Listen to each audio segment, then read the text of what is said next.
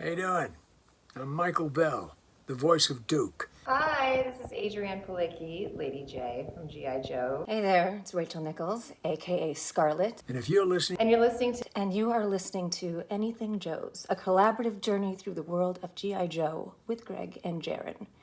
Yo Joe! Got my G.I. Joes, got my comic books, watching cartoon episodes. Watch me go and box, dead stop, Jaren on his toes. Watch me go and lock a whole new world you never know. On my freaking block, on my block, anything Joe's. Roll my badger into work today. Yes, sir, no, sir. I can't call this work today. I'm too clutch. Ain't no pun intended. Call me sir today. Check the prices out. My collection feeling bird today. Anything Joe. Joe. Joe. Joe. Joe. Hello, everyone, and welcome back to Anything Joe's, a collaborative journey through the world of G.I. Joe. My name is Greg Engel, And I'm Jaren Decker. and we'll be your host today. Today on Anything Joe's, it's time for a little toy catch-up. That sounds like a food product, but it's not. It's just the simple fact that I've been getting bombarded with stuff in the mail over the last couple of weeks.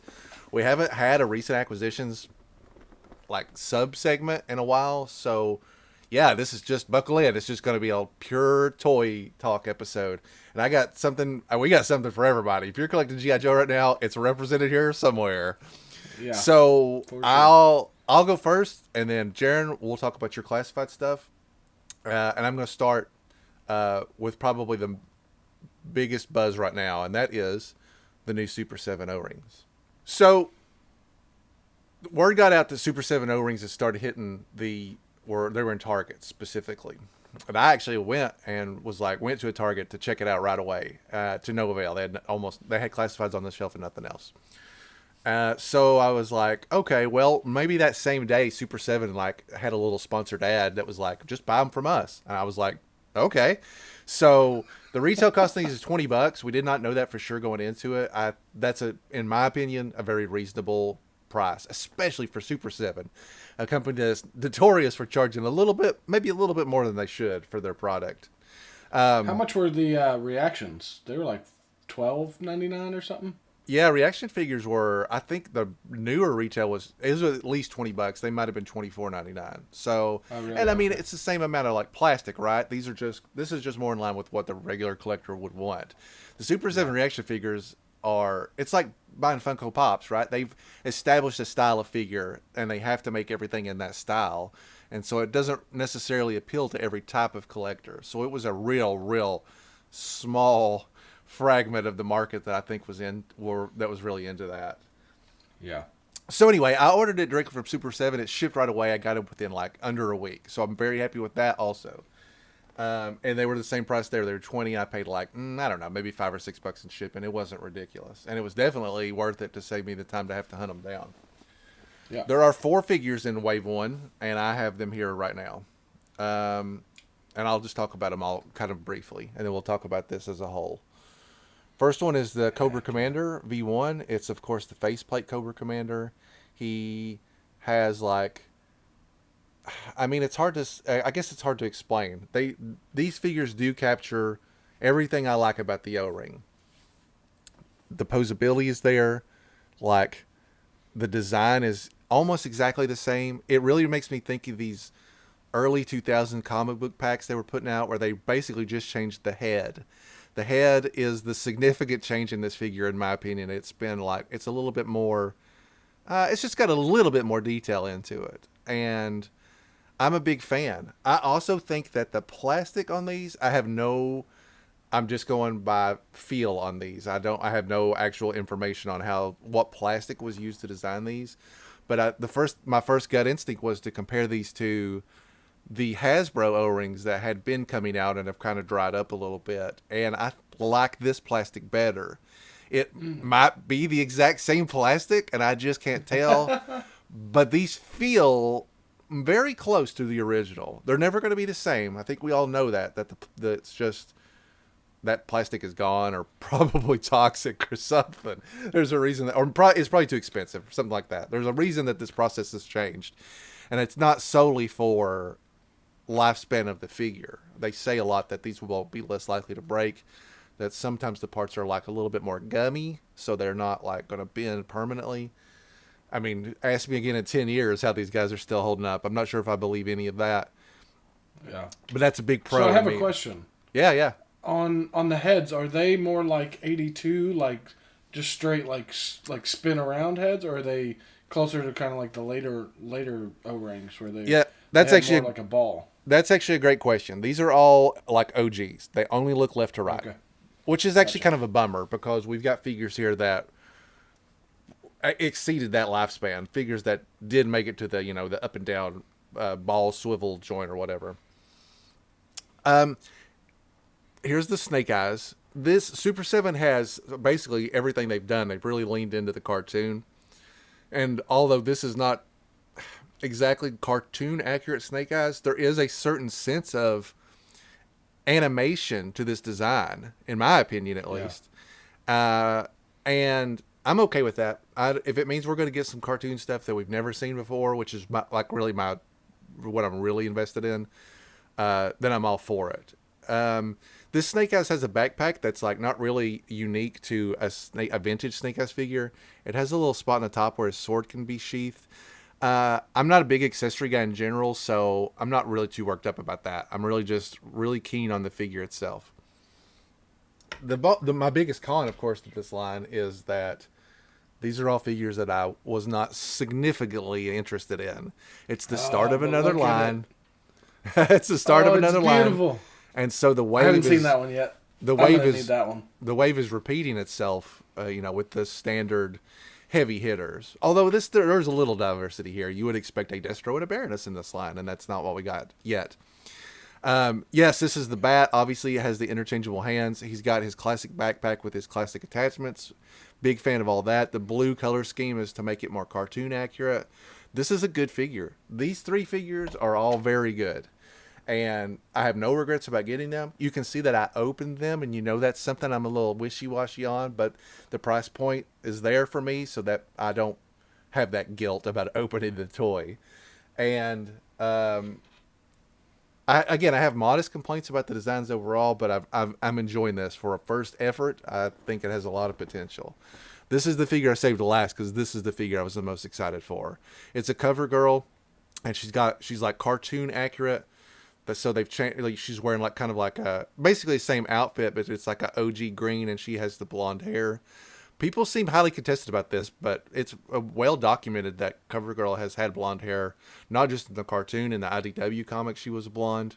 I mean, she's like a fashion model. It only makes sense that her hair color would change.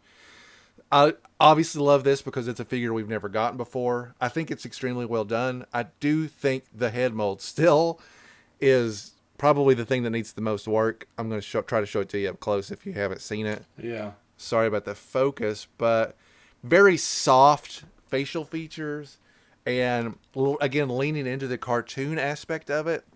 It makes it a little uncompatible. Not significantly. There's nothing in here that's like a deal breaker in my opinion. As a matter of fact, I'll say it again. I really like these. I did pre-order the Tomax and Zaymot from Big Bad Toy Store. They locked down an exclusive, I guess, or maybe it's just a temporary like early release, but you pre-order them in their business suits, and I'm very excited for that also. Not only is the packaging design faithful to the like Tomax and Zaymot that we got with the like mirrored packaging that has them both in it, it's a version of Tomax and Zaymot that we didn't get in the original vintage line. They did make a business suit Tomax and Zaymot later, but I think this is probably going to be superior to that. Their faces also, I'm a little like, they're really super chiseled, like Dick Tracy style cheekbones. I'll have to see that in hand to be for sure. But all this initial stuff, I'm like, this is much better than the reaction figures. I would be willing to like, it's a high priority collective for me. I'm in on this line, and we'll continue to do it, especially if like just the stuff that we kind of saw teases of, continues to roll out, where they were heavily teasing a Fatal Fluffy, that big Guardian from the Arena, like the first miniseries is a rumored figure also. That stuff, man, I want that stuff so bad. All the figures all the characters that were only in like one episode that we know very well that they didn't get a figure of, I'm like, man, this is a perfect chance to really flesh out the vintage line, it would reawaken a lot of the passion of the vintage line for me. As it does anytime O-ring stuff starts popping out. So I give these a full pass. Price point, perfect. Design is not flawless, but very good. I do think they're better than the Hasbro O-rings, and we'll talk a little bit about them in just a second as well. But in between that, I want to talk about the other thing that started to show up, and that is, after a very, very long wait, the Joy Toy Hiya Toys G.I. Joe line, which is the basically 4-inch modern scale.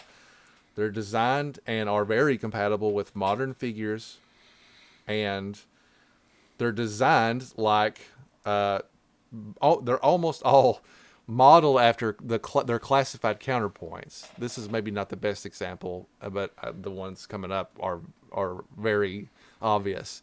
The only other figure in this series that I've had up until this point was the Storm Shadow, which was very interesting because he's the one that has all the tattoos on his arm. It was based off early design work for the classified Storm Shadow that didn't materialize. So he's a real unique oddity. This week, or last week, figures that I had pre-ordered back in 2023, well, like this guy, started showing up. And I mean, I had completely forgotten I'd even like paid for them and pre-ordered them. I was shocked to see them. I was like, where did this come from? Where did I get him? So the Cobra Commander is great. Better quality control than the Storm Shadow, which kind of was a little wiggly, a little rubbery, kind of almost didn't fall apart, but just wasn't there. Might be part of the reason these were delayed for so long, for all I know. This figure is way more together. I only have one complaint about this line, and I've seen it in a lot of other mock-ups, but this is the only figure that really demonstrates it. The head is not a right fit for this. My camera's probably not going to do it justice, but this Cobra Commander helmet, which it looks totally fine. The blue on the helmet is actually kind of not the same color as the rest of him. It's very off-putting. It makes the figure look, the camera is making it look like I'm talking out of my keister, but his helmet is a much lighter blue than the rest of his outfit. It maybe is also missized a little bit. It's very off-putting. And other figures that are coming down the line, that Flint comes to mind, and others, the facial detail's not there. Everything else about him looks great. The head is iffy. But this, anyway, other than that, the Cobra Commander figure is very good. I ended up paying somewhere between, it's about $27 to $35 per figure, depending on where I was able to get it from. But that's way lower than what it was coming down from. I think I paid $40 plus for that Storm Shadow. So our initial concerns that maybe these were just not going to be available stateside, I feel like are finally starting to like die down. I think we are going to be able to get these, and it's not, I mean, $26.99 to me is, I can handle that. It's actually not that, that's pretty reasonable in my opinion. Second of the three figures that I got in was the Beachhead. This is a figure that you got strong classified because he has the beret, the red beret, which is unique to the classified Beachhead. It's removable. And also, I don't have it here, but his guns are the exact same guns that the first classified Beachhead came with. That real weird, guns? That green Nerf gun, is the weapon that comes with him. I was like, well, we're not going to need these, my man. But I respect, the design where it's coming from. This Beachhead is very good, and I haven't messed around with him a whole lot, but I would like to see this tactical vest come off, if possible. I don't know if these detach easily or if I'd have to like remove it permanently, which I'm hesitant to do. But just having that green turtleneck on, I would really bring him back to this, like the core design, basically. I don't hate this vest, and I don't even hate this beret. It's actually kind of growing on me a little bit, but I'd like to see how close I could get him to look like the vintage one. But yeah, another big winner. And then the last one in the series, the most heavily classified design, without a question, is this Firefly. Heck yeah. These figures are really, really good. They've got a lot of, they've got wrist articulation, so you can kind of, see how you can kind of bend the gun down at an angle. Mm-hmm. Pretty common stuff for 6-inch scale figures, not exactly something you see with every 4-inch figure nowadays. These red goggles that he's wearing are removable. He has that little drone bird thing that he comes with. That has articulated legs, so you can kind of push him back to make it look like it's flying or standing him up on the ground. Yeah, really, another really strong winner. The face on this is maybe because it's partially covered, I'm totally fine with. It looks good. It's the only skin tone that's present, so it doesn't I don't have to worry about it mishmashing with anything else. Yeah. These are all winners. You guys know I'm a big modern enthusiast. It's still where the biggest part of my passion for the line is. That's the stuff I play with, basically. First and foremost is modern figures. So I'm very, very excited to have this line, and seeing the stuff they've already announced and seeing that they actually delivered, I'm like, okay, great. Yes, bring on the rest of it. Other than there's a Tiger Force Flint that I'm like, well, obviously I'm not going to pay $35 for that. But all the other original figures that are coming out, I'm all for it. If anything, that's kind of my dream, is to be like, yes, take the awesome stuff you're doing classified and then make it smaller. So I'm a very specific market for this. But the other stuff they've got coming down the line, that Spirit, the Destro and the Baroness, the Major Blood, those all look so good. I'm really very excited to have all those in hand and kind of flesh out this part of the collection. I cannot imagine these figures will be easier to get down the line. We talk a lot about trying to hold off until stuff goes on markdown, especially in the classified world. I don't think that's going to be the case with these. I'm getting them now because I'm afraid I will not be able to get them later. I missed the Snake Eyes, arguably the cornerstone of the collection. And that's $100 figure now, roughly. Wow. I don't know. I mean, at least the last time I looked it was. So anyway, I'm just saying that if you're thinking about diving into it, I would definitely pick one up so you can play with it in hand and see if it meets, your criteria. But I'm going to try to get them now in the hopes that it's not going to get any easier later. Okay, so the last thing I've got to talk about is another addition to the G.I. Joe Transformer combo set. I got this Cup Triple T Sergeant Slaughter Leatherneck pack in from Big Bad Toy Store. If you guys are not familiar with these, it's a series that they've been running where it's like you get a Transformer and you get some Joes. They did a Bumblebee All Striker. They did a Megatron Hiss Tank. They did a Thunder Machine Soundwave. Can't believe I can remember all those Transformers names. And now they've done a Triple T Cup. This one is very good. I typically am like, oh, okay, a Transformer. Bye. What G.I. Joes did you come with, Transformer? But this one is easily the best of the series. And I'm not just saying that because they gave him flat feet. The earlier ones all have this V shape, and they stand balanced on that V, and I hate it. It looks dumb. It's not good for balancing at all, in my opinion. And it's just like my biggest pet peeve of all the Transformers figures. This cup, yeah. This cup not only displays well, looks rad. Is that awesome? Just everything. He looks like an awesome Transformer when he's not being the vehicle he's going to be. Doesn't have a ton of stuff that you have to pop on at the last minute. I did not transform him because historically I just don't. I leave them as the robots because I have a Triple T. So that novelty is kind of lost on me. But in terms of what good this figure looks, and in terms of display, I'm all for it. I'm actually a fan, might be too strong of a word, but I like Cup because he was featured in the IDW Revolutions universe where they were combining all those Hasbro properties. And Cup and Action Man were a tag team for a long time. I don't know why, but I talk about it a lot. I just thought it was a real cool premise. And so I bought a Cup. Cup is one of the few Transformers that isn't one of these guys that I own. I bought a Cup to have with my Action Man because I was really into the Revolutionary series. That Cup came with 2 figures, which I have not opened yet, but I do have here. Unlike the Super 7 figures, the cost on these was a little bit more expensive, so I'm hesitant. As I haven't really been opening these at all, I'll be quite honest with you. The first one is a Leatherneck, and I do really like this Leatherneck. In packaging, of course. Classic design art, you've got, it's right now, everything about it is a perfect, vintage G.I. Joe figure. The face mold has been redone, and I think it looks very good. I think, unlike the Super 7 figures, they are modernizing it some with available technologies. But in this example specifically, you can see that his eyes are still just like two black dots with eyebrows, and that's very reminiscent of how the original style would have been done. So I like that a lot. And then obviously the big boy, we got the Sarge. The Sarge looks great. He's not really one specific version of Sarge. His camo pants are kind of a unique design. His head mold has been evolved ever so slightly also.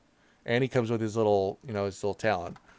Still looking at the multi-language file cards. I know a lot of people have a pet peeve about that. I don't. It doesn't really matter to me either way. I can't open the figure, but I don't really care about the packaging either. The eternal struggle of the collector. So, yeah, the only real question here is the difficulty with all. We have multiple O-rings that have been produced in the last 5 years. I'm just not sure if they all can mesh well together anymore. And I don't have an answer for that. I'd be interested in, diehard O-ring collectors. Now's your chance. Leave me a comment, write us an email at anythingjoespod@gmail.com and tell me, are you okay fleshing all these O-rings together? Are they a little too different for you? I'd be interested in hearing some feedback on what the general thought process is on meshing O-ring guys together right now. I like all of this. Everything I just showed you is a win. I've been happy with it. I got G.I. Joe products in the mail like 5 days straight. Every single day I got a G.I. Joe product. I was like, man, what a time to be alive. I mean, just like all this stuff is really hitting my sweet spot. I'm really, really, really enjoyed it. All that, and then obviously we played through Wrath of Cobra, which I had a lot of fun with. For a budget title, I thought it was tremendous. We'll sit down and really talk about the ins and outs of that game at a later point. But I enjoyed it a lot. I was there that morning as that came out to dive into it. So I want to ask you a question before we move on. Sure. Take it back just a step. Transformers. You have a Transformer. It was weird watching you hold a Transformer. Like, you pulled it up, and I was like, well, who are you? But have you seen the Transformers 1 movie? I have not. Oh boy, it's good. It's way better than I anticipated. And the only reason I'm saying it is I don't know why we can't get something like that in the Joes. Because it is the perfect blend of caters to the adult audience.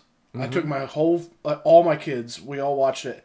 My 4-year-old son grabbed the one Transformer I had and was playing with it all weekend. And I'm like, why can't we get something like that? Why can't we get something, a show, a series, whatever? It's insanity.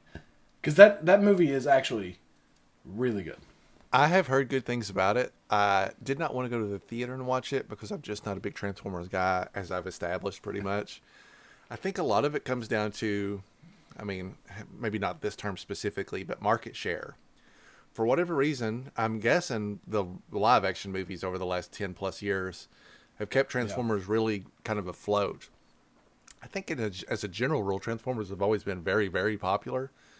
I don't know when they surpassed G.I. Joe, but I have looked at it for a long time, just like they get better stuff because they sell more product for whatever reason. And I mean, maybe I'm wrong about that. And certainly I think we're in a window now where the G.I. Joe bubble is as big as I've ever seen it. I've never seen the popularity resurge in such a way that what we're living through right now. I think the other big problem is something that they've faced before is it's hard to make a war-based toy when war is kind of around us. It's just a little bit too sensitive, and parents don't want to buy it for their kids. It's the same thing they went through post-Vietnam. That's why they started fighting monsters and stuff. And so I think you have to have a very, very intelligent and creative director behind whatever product you're making, so it doesn't seem, again, there's so much stuff you got to like. People that want it to be so realistic, but then all of a sudden it's not appealing to children anymore. And then there's people that want it to be super science fiction-y, and then you lose the people that, it's hard to please the whole crowd. And also more than anything, especially for a multimedia product, bring new people in, attract kids, something that the line isn't doing right now. I would be shocked to see evidence otherwise. I've never seen. I haven't seen a kid in a toy store buying a G.I. Joe in a decade. Like, it's the line is only living through generationally a certain window of us. It is wild because like my kid. I mean, I've got a bunch of toys. I don't know if you can tell where my body is the DC superhero figures. Mm-hmm. My kid, he'll come into here, he'll grab and mess with all the DC superhero figures, and he won't touch the G.I. Joes. And it's like, really? Yeah.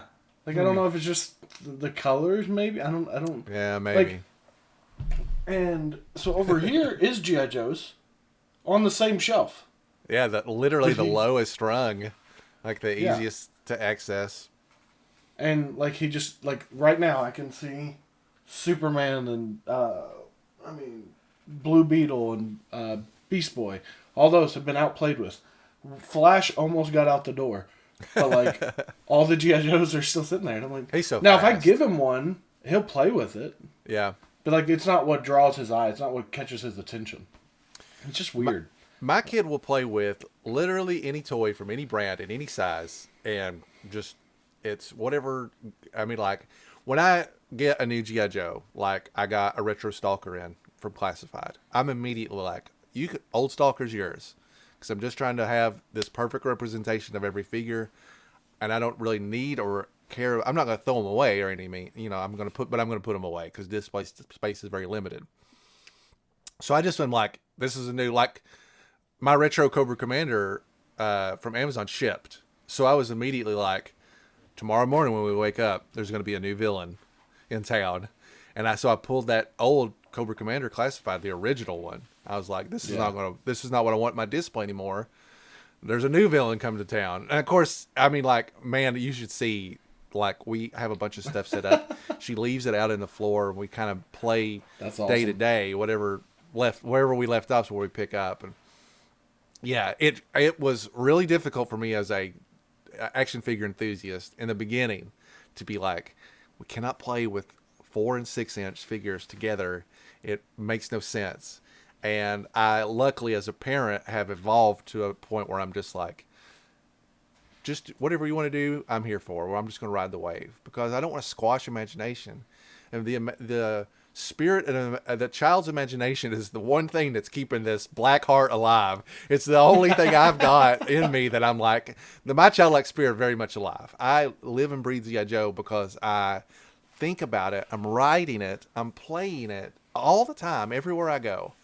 And so I try to bring that to my kid, that sense of just like, you tell the story and I'll go along for the ride, because I want you to like just live it, thrive it, love it. Like, in just a child's time, a normal child's time in toys is very small, and the spirit of how all the other stuff they've got to do. So I want to really save it this time. I want her to enjoy it, and I want her to have those memories where, like I do, where I'm like, oh man, look at this great toy I had briefly as a kid. Not this stuff that I've lived with that has affected my life, but other toys that were important to me as a kid.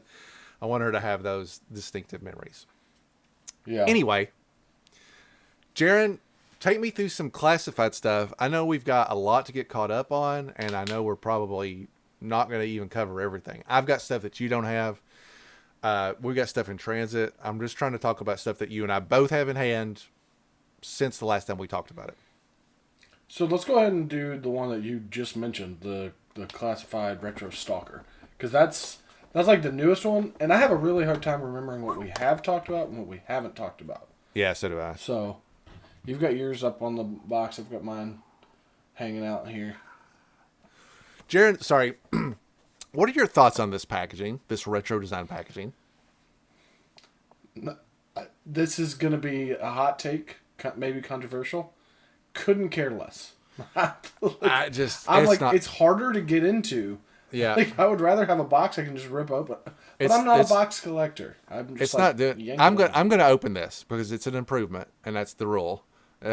Yeah. But when these were just at Walmart, I was kind of like, okay, I get it. But the card is honking huge, Even if I cut it and save it, I'm just like, there's no way. I'm not a fan of these. Like, yeah, I mean, they're almost like what, a foot long? I open at least They're half huge. of what I get. Yeah, but this is not it. Anyway, sorry.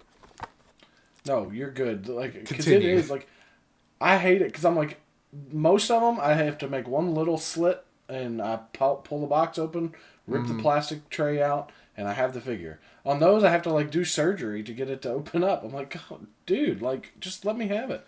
And I feel almost like sacrilegious when I like rip the card art because I'm like, it is beautiful. Like the card art is beautiful, but I have no. It's it's a foot tall, like Yes. almost. It's huge. They should merge this concept with the boxes that we've gone back to now. Yes. And I think that would be a pretty big win. I just like I don't have a very strong fight in this because like I don't really care, but these don't stack or store well for the ones I don't open, and I don't know. I don't see this and go, yes, just like the figure I got as a kid, flipping huge. Where to put it?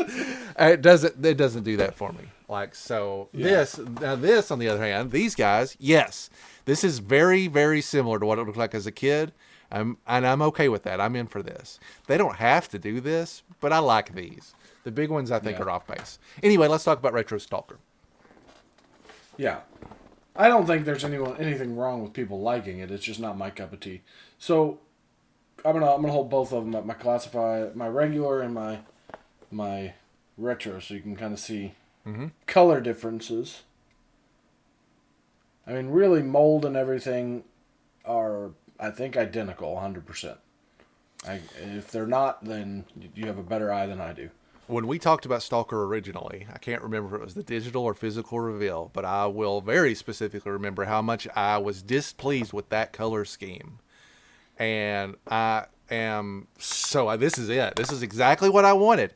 This is what I've said this before, but I sure do wish we could start with these, or that I would at least know that they're coming, so I wouldn't even bother opening the other. I'll still buy them, Hasbro. That's the kind of nutball collector that I am. I just want the good one in it first. It's just it's whoever thought of that when they started doing those Tiger Force ones. Whoever was like, let's do this. They'll be more likely to buy them. Promote them. They probably fired them already. Give them a call and apologize because it's so smart from a business perspective. Anywho, this was my complaint. This is a perfect color scheme. No more complaints. I love it. It's great. It really is a great figure, and I love the original Stalker. I know you didn't love the coloring, but he fits with my like Night Force group with Shooter. Yeah, and he's like his coloring works with Grunt. So he's kind of like, now that I have the retro, I put my retro with my retro Duke and my retro Scarlet and those guys, and then I have him on the other shelf, which is down here with Shooter and all my different little Grunt kit bashes. That I don't have a problem. Growing. I don't have a problem with them doing it. I have a problem with them doing it before I get the one that I really want. Yes. If you want to make a second, it's like in the Hasbro 10 Commandments that you must reuse molds. And I get it. I'm okay with it. I've accepted it. But you got to at least give me the one that I want. Make the second one. I think the play is to make make one that's just like the original. Make the second one as different as possible. You don't have to necessarily change the like mold, but make the loadout like crazy heavy, because that's what you see now. It's all these tech vests and drones and stuff. I did notice that this Stalker doesn't come with the like scarf thing that the original one does, but he does come with a stand, so that's nice. I like the scarf thing a lot. I like that Stalker more now that I have the one that I want. I just don't have anywhere to put him. But you're right, he's a perfect addition for like a Night Force, a subgroup that's growing exponentially at this point. Yeah. So I also have an extra original Stalker, and you're gonna see this helmet more and more as we go. But I gave him like a chest harness, like a la like Chuckles. Yeah. And the extra helmet. So. He kind of looks like Iron. I was gonna say, he kind of looks like a Night Raven pilot, like a Strato Viper helmet, sort of. Is what it makes me think of. Like a quick little paint. You could maybe make him somebody else. Who do you use him as? Is he just a generic troop or? Yeah, he's just a generic troop. He's just another. He's kind of in the background of my, once again, ever-growing Night Force. You know, he's got the dark color scheme. He's kind of like, I mean, I guess he's probably more of like somebody doing more clerical work. He's not all kitted out. He's not ready with that helmet. Yeah, you know, he can read so many emails with this thing. Oh, I'm reloading the printer. Oh, ink. Oh, good thing I wore my helmet. It would have been all over my eyes. Maybe he can be the chaplain or the he's the chow hall guy. I'm gonna. Sorry, again. I'm just gonna double down and say with that helmet, Father, I've created a massive sin, and whoa, buddy, what are you wearing? You are freaking me out. I'm really, really sorry. Listen, my world does not make sense, but it's okay. Yes, we all know your G.I. Joe universe is completely different than most others.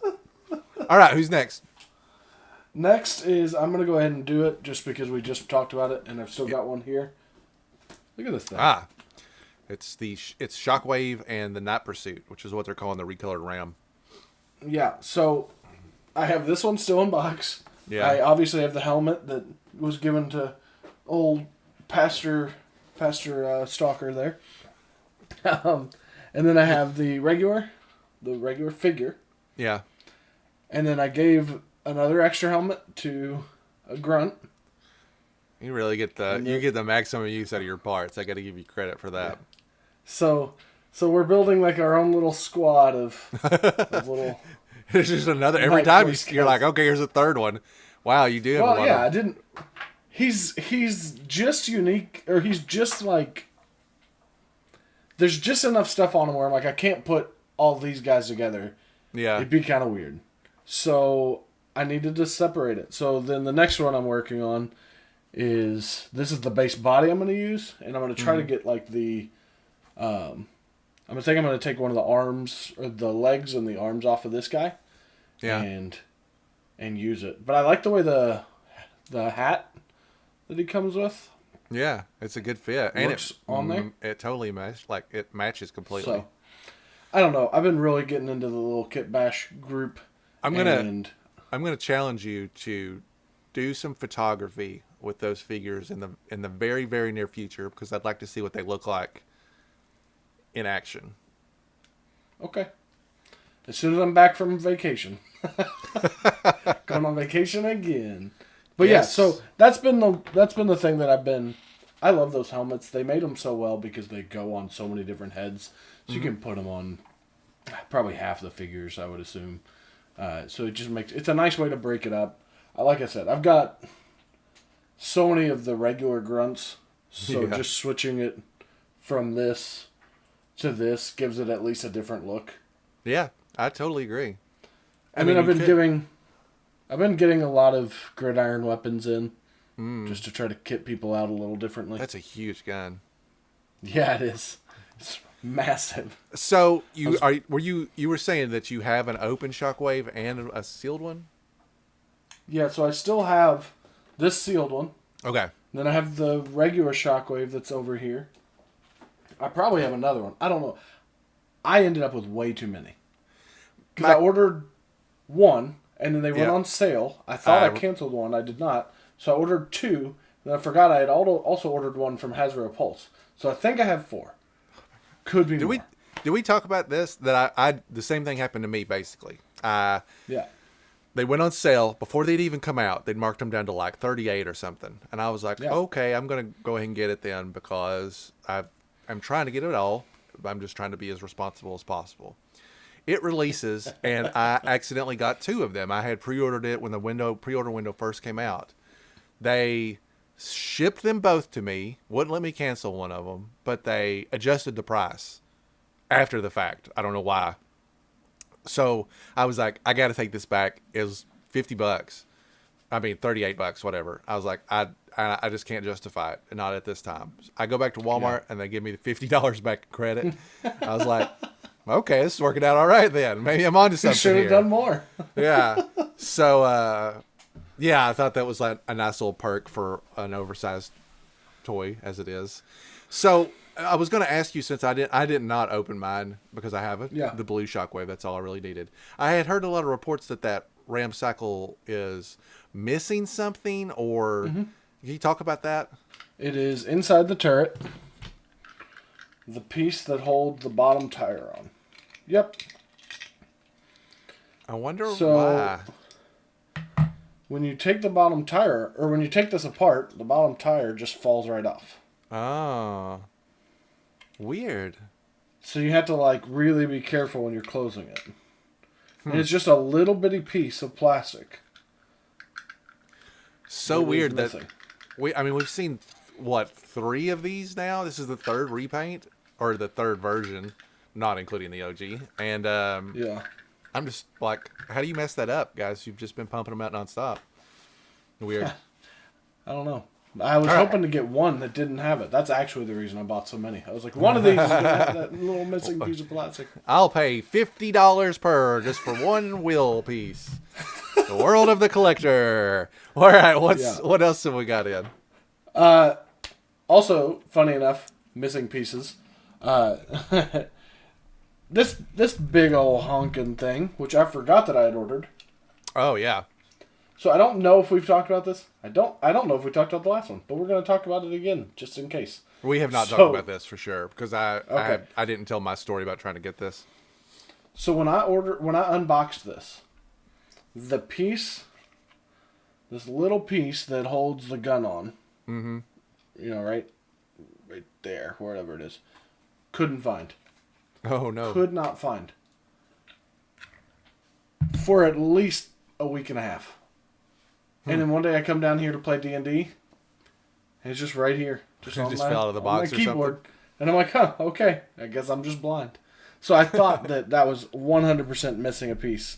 And no, I just don't know how to look for it. But the figure, Yes. I've only got the one of this guy because he was so hard to get a hold of. Yeah, he really for was. so many people. Seems like which they're is starting crazy. It seems like he's starting to show back up quite a bit That's now. I had seen Maybe it I need all to over get a what's few cool more. fire. Start switching Wait his for helmet on. wait to for a the bunch of clearance. Clerical workers. But no, I love this figure. I don't have any connection to it. You know, I know a lot of people kind of love this figure, but He's a deep cut. yeah, it's beautiful. It's a great figure. The body construction and everything. I like the colors a whole lot. And this is kind of weird for me to say, but I honestly don't care as much for this helmet. I don't know why. I think this figure looks better without the helmet. Oh, really? Well, the Yeah. good thing about Wreckage is that he's such an extremely obscure character that there's no real guy. I mean, like, him without the helmet is just as likely as him with it. As a matter of fact, in the early mock-ups, he doesn't have a helmet. He was just a I Firefly think it's just V1 because the repaint. color's different. Yeah. So the problem is the orange under his shirt, the orange here, is all orange, and this is very much yellow, which I get when you look at the vehicle, but like, I don't know, it just looks a little strange to me. This is, I know I've said this before, textbook definition of exactly what I want from a repaint. Give me a character that we don't already have. It can be obscure. You guys are already making a repaint. I am 100% more likely to buy that than Firefly V4 with, you know what I mean? Like, that's an actual character that has history in the G.I. Joe mythology and is a very deep cut. Like, I feel the same way about Quarrel. Instead of just being like, here's another Scarlet, a Night Force Scarlet or whatever, here's a completely new original character. And they're able to like give them a little bit more personality now, so it really makes them seem less like a repaint overall. I'm interested to hear how everyone's thoughts were on Wolf Spider being an original character completely. Because to me, I would love for them to start using these pieces. Switch some of these heads around, put them on different body molds. I mean, none of it is that unique, really.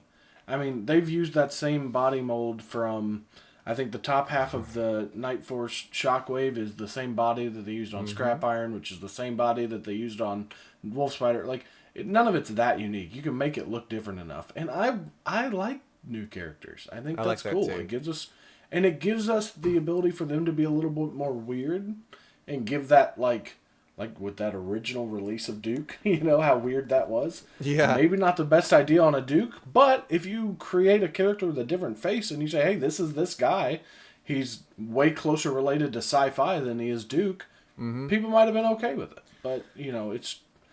I don't know. I would love to hear what people, like, the general... I know that I have a little bit weird collecting taste, so I don't think I should be the barometer for what Hasbro does. But I'd like to see where people landed on him. If there's one thing I've learned about talking to a younger audience that has collected and grew up with G.I. Joe, I'm talking about people that kind of grew up around Valor versus Venom, Spy Troop stuff. And a big part of this is from this channel because you look at that movie and it's got hundreds and hundreds of comments about people that this was their first experience to G.I. Joe. It's important that there's like a generation of characters that are growing up with a new character. Like Kamakura is a very surprise hit character from that generation because he was featured a lot there. But a lot of old dogs are just like, yes, I remember when he came along in Devil's Due, and it was not as big of a deal. But there are some people that have very specific memories of characters from that window that don't ever get featured. So I think it's a good idea to make new characters for young kids to... You don't have to learn everything about this character's backstory because you, as the child, have a chance to invent it yourself. My only add-on to that is that if they're going to make characters like Wolf Spider, which I'm totally for, is that they have a unique face. Not an uncommon trend for me to say, but it distanced the uniqueness of him if he just has, if he's just completely covered underneath. I'm not connecting with the character because I don't really know about him. That's probably... Unless you do enough to where it's like Firefly, where you give his face a reason to be covered. Yeah. If you do something like that. But I get it. I mean, it would be nice if they had their own face. Even Firefly growing up, I've seen him emote through his eyes so much. I feel like I kind of know a part of him a little bit. This is probably just a me thing, but that would be something as if you're going to keep doing it. I'm for. I'd just like to see them have even more unique, traits and characteristics, and maybe come in a little bit more. Yeah. He did kind of look almost like an army builder, to be honest. There wasn't a whole lot of uniqueness on him because he just had a masthead with goggles that you could cover his face with. So yeah, if you're gonna do it, let's throw back to like the mid to early '80s and really give him a unique outfit. It can be sci-fi, neon green, colorful. Like, let's just try some stuff. Not every character needs to have that drab green. Like Wolf Spider's not really taking a lot of chances with his outfit. It's just kind of gritty and down to business. And because of that, it doesn't make him stand out as a unique character either. Use existing parts. I understand that's the whole concept of it, but really amp it up a notch and let me see what the designers can do with it. Okay, who's next? All right, so this is the last one that I have that I don't believe we've talked about at all. Okay. And this is... The Once Was a Man, Cobra Command. Is that how you display him? Does he have it? He doesn't have his his ripped jacket on or anything? No, I take it off. Okay. Once again, my weird collector habits. This is where he's at. He's just a bulky dude. Okay. He looks like he's just been working out all day and he's like, check out my sweet pecs. I mean, I'm a fan of Power of the Force 2 figures. There's something about dudes that just look like they could beat the crap out of each other. Wrestling figure inspired. Yeah. That's what this guy is right here. That's why I don't have the other helmet on, or the unmasked head on. I like the way this looks. I just think it's goofy, it's weird, and this is honestly probably my favorite Cobra Commander because he just does something different. I mean, great figure, great design, great accessory set. Not something look at his back. Look at the colors on his back. They obviously knew people were going to take that jacket off. Looks really, really good. Is a very unique chance. I've said this before, but Cobra Law for so long was so wildly just despised among the community that seeing this return to nostalgia where people are revisiting it, giving it a second chance. Maybe people that liked it are coming out of the woodwork and are just I actually really liked it. What are you going to do about it? So I'm seeing all this stuff kind of coming back into form. I mean, we have never had a figure like that. And so it is very shocking that they finally were like, yeah, we'll give it a shot and see how people like it. And I think it was a big hit. If you didn't like it and you didn't get it, that's fine. But the people that did, I think, were really happy with it. I am really happy with that figure. Yeah. So pre-orders, Greg, Yes. you were able to snag one, right? So I missed out on the first pre-order, if I remember correctly, because it went very quickly. And It did. But it was one of those things that would pop up sporadically for the next several days. And I don't remember where I saw it, or if maybe I just had the webpage open, but I was like, oh, it's actually available. And I was able to snag it then, which was a great relief because I thought once I missed that first window, I would be out of the running permanently. So I remember when I went to pre-order it and I didn't get it, and I was on the website at 11:01 or 1:01 or whatever time it was, and I was like, no way! Like, this is giving me flashbacks to Dr. Mindbender and Serpentor. Like, those went quick, and like this is the first one I've felt like that in a while. And I ended up with two. So I have an extra one just sitting in the box. And well, make sure you sell it at cost or below, as is your norm, Jaren, when you have something extra that you need to get rid of. Jaren, you're like Bizarro scalper. You're like, how could I lose money on this thing that's highly desirable? I mean, that's what happened with my vamp. I remember. It'll be all right. Jaren, the one last thing I want to talk to you about is that in recent episodes you had said that you have stopped doing pre-orders on most figures. You're now an in the wild collector, and in a perfect world, a discount collectible purchaser. How has that been going for you? Because before the show, when we talked, we did a little bit of catch up, and I have a lot of stuff that you do not have yet. Are you worried that you're not going to get that stuff? Are you actively seeking it? Like, what's the plan? So, the thing is, the only thing I pre-order now is exclusives. That's it. So I've pre-ordered like the Starduster. Mm-hmm. I know there was another one. Like there's a couple that I've pre-ordered, but like everything, there has not been a single mainline release that has been even remotely difficult to get lately. And it's not so much I don't want to pay full price for it, which I'm not going to lie, it is part of it. Mm-hmm. But the biggest thing is knowing when I'm going to pay for it. It has been a problem as a collector for so long where it's like, okay, I'm doing good, I don't have anything hitting, and then you get that email where it's like, hey, guess what? These 6 figures that were all supposed to come out in December are coming out in October. Mm-hmm. Hope your bank account's ready for it. And it's like, well, no, that was going in December's budget. It rarely is. Yeah, so that's been the biggest thing for me, and it's the only thing that I worry about is I've skipped past the FOMO point, so I'm like, when am I going to get them? So it is both a benefit and a curse because I do want them, but I think it's also helping because I'm like, well, I see the ones that I don't need to buy. Like, I haven't bought the Retro Snow Serpent. I haven't bought the Retro Cobra Commander. I haven't bought the Retro Cobra Troopers. Like, I'm really not planning on buying them because I'm like, that Retro Cobra Commander, is it nice? Yeah, it is. It's nice. It's probably the best looking one. I like it more. Looking at pictures, I like it more than the His Tank one. But I have the His Tank one. It's not that much different. I'm not going to spend $25 on a figure just so I can have a shiny mask as opposed to just a regular mask and a full logo instead of a Cobra Commander logo. Or instead of a Mickey Mouse logo. So, like, those are the kind of decisions that as I'm not pre-ordering, it's allowing me to make and be a little bit more clear as opposed to the like, crap, I gotta get it, and then hitting order. And so it's allowing me to be a little bit more selective, which is nice. The problem is I'm worried that as we go to like cons and shows and things, I will then just get all those. Right. You're going to be like, oh, there's $500 worth of classified figures I don't have yet. Yeah. So that was kind of the problem we had at the last con where I was like, oh, I need this one, I need this one, I need this one. But with me also stepping away from all the other scales, it is nice to have something to hunt for. Like next time we go to a con, I need something weird. It's not going to be very valuable, but I need a Night Creeper.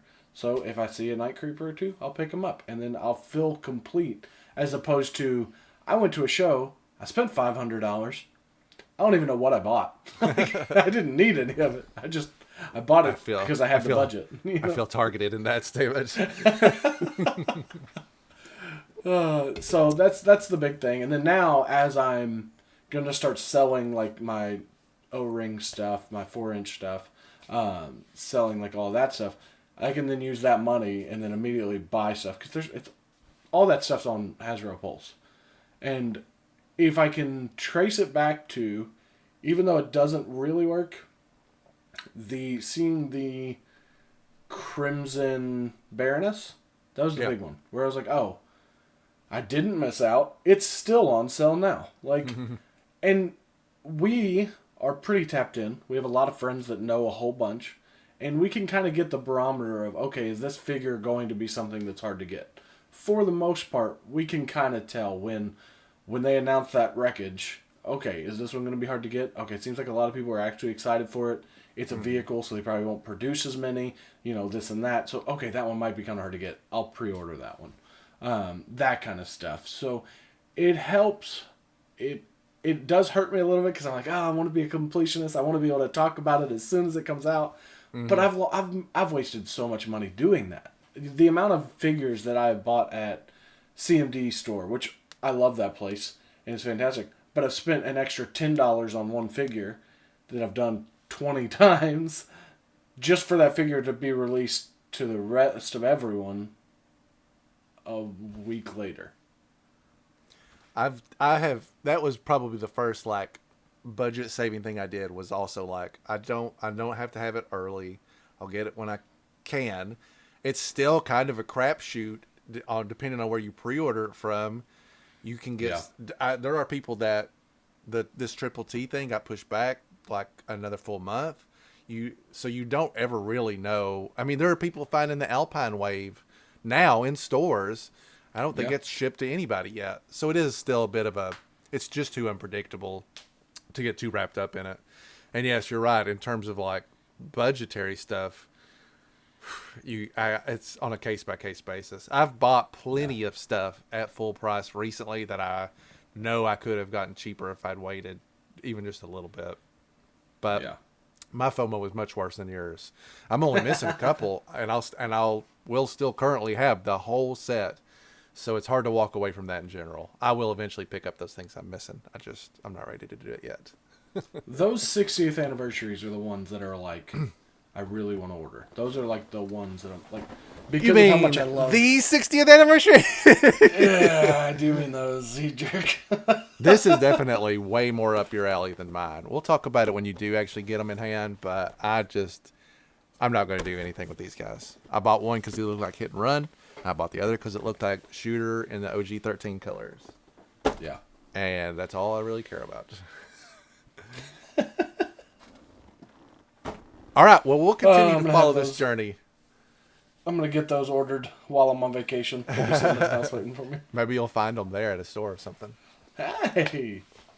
We'll continue to follow Jaren's journey as the man on the street. Jaren, do you go to brick and mortar stores quasi regularly? Because I do not. Yeah.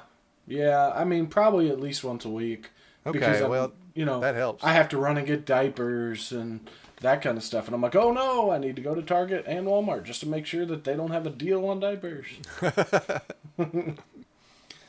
I went to Target when the Super 7s came out, and that was nothing. When that Wreckage came out, I went to Target the day of. They were nowhere to be found. I just don't do it because I have I feel like you have to be there so often to like hit the jackpot that I'm like, I can't do this. And the problem I'm sure a lot of people can relate to is we have a toy store right down the road from our Target and Walmart that I see his van there all the time. He's got one of those little transits with his logo slapped on it, which like, hey, good for you, but like I bad can't for compete. us. Yeah. All right. That's going to do it for us today. I would love to hear any thoughts on anything we've discussed today. Classifieds you picked up recently. How are you buying toys now compared to how things started? Are you still pre-ordering every single thing? You got them all pre-ordered and you cancel the ones after one comes in, you cancel the rest. That was a pretty aggressive strategy for a while. Super 7 O-Ring thoughts. Anybody that's picked up this Hiya Joy toy, Transformers G.I. Joe crossover, leave a comment here, or you can send us an email at anythingjoespod@gmail.com or anythingjoespodcast@gmail.com. You can find Jaren and I both on Twitter and Instagram at Anything Joe's Pod, where we got all kinds of stuff going on over there as well. And we would love to hear from you on any of that stuff. We'll be back in 2 short weeks with something else. I don't really know what we're going to do yet. We've got a lot of stuff cooking. We have tons of content. There's no shortage of stuff for us to talk about. So just stay tuned. Actually, if you guys would have something that you would be more interested in hearing about, that's something that you can write to us as well. We try to read every letter that gets sent in or every comment that gets posted, and I try to react to it. I look at what people are listening to and watching, and we'll try to lean more into that as much as possible. Until then, you'll just have to tune in to see what's up next, because it's all on the mystery wheel, baby. Thanks so much for watching, and we look forward to talking to you again in just 2 short weeks, where anything's available for discussion here on Anything Joe's.